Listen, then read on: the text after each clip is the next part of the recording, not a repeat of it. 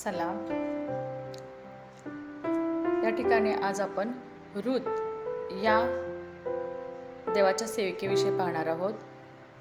बायबलमधील Ruth हे पुस्तक निष्ठा, प्रेम आणि देवावरील विश्वासाची कहाणी आहे.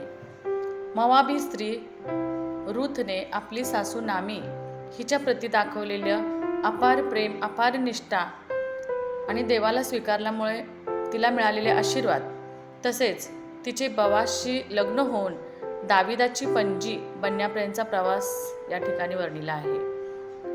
हे पुस्तक इस्रायलमध्ये शास्त्र्याच्या आमदानीत दुष्काळाच्या वेळी घडते.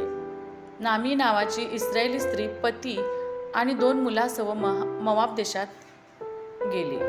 नामीच्या मुलाच्या निधनानंतर रूथने आपली सासू नामी हिला सोडून जाण्यास नकार दिला आणि म्हटले, तुझे लोक ते माझे लोक आणि तुमचा देव तो माझा देव. रूथ आणि नामी बेथलेहेमला परतल्या, जिथे रूथने बोआजच्या शेतात धान्य वेचून नामीची काळजी घेतली.